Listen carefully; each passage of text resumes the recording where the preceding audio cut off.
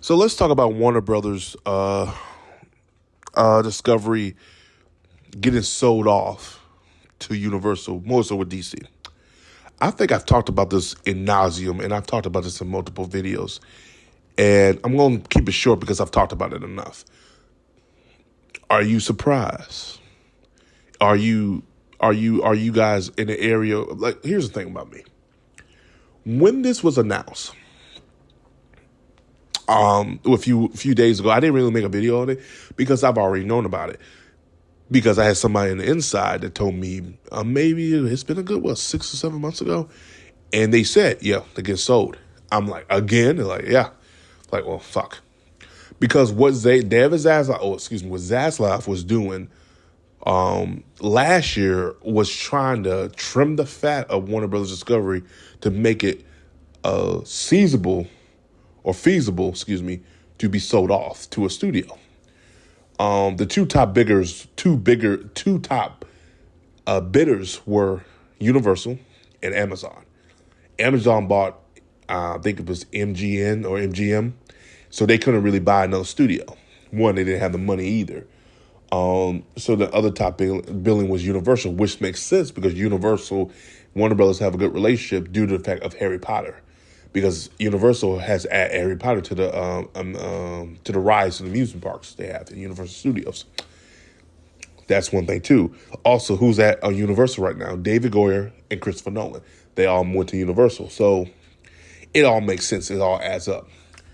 This is good news and bad news. The good news is, if this does happen, James Gunn, DCEU universe won't happen. The only film I see happening is Superman Legacy. And that if it does happen with this writer strike. So that's the only thing. Number two, that means we could get someone worse in there. But also, here's my thing. I don't think Universal's buying all of Warner Brothers. They're buying half of Warner Brothers. Harry Potter's getting bought. I don't care what nobody says. If they sell off assets, Harry Potter is the one that is gone. That is gone to Universal. If Amazon or someone else come in and takes some stuff, that is going to Universal. Hands down, over fist. They will pay for that one. DC is one I see they want to keep due to the fact of the household names. But again, DC is a dead brand due to Warner Brothers Discovery and then the incompetence, more so Walter Anama and Ann Snardoff. And I already said it before, I blame Walter Anama and Ann Snardoff for the shit list of films we got this year. They had 4 films that came out this year. They already knew out of the 4, 2 would be a hit. Well, come to find out, all of them were failures. Like you know how the saying is, you have 1, okay, that's fine, it is what it is. 2, you're pushing your luck, but all right, fine. 3, okay, we're in a dangerous territory. 4, we're in the category 5, hurricane. Motherfucker, we about to get blown the fuck out. And the 4th film is Aquaman. So we're in a category 4 or 5, and it's looking pretty bad. But again, I wouldn't be surprised if Aquaman is out of all the films make the most money other than the other 2. The Flash wasn't going to make money anyway due to the but Ezra Miller fiasco that happened 2 years ago during the pandemic. Ain't nobody really supported this man. And then again, we all knew what the film was. It was going to be a reboot. It was going to be a soft reboot. Not to the James Gunn universe, but to that universe that we had before the DCEU.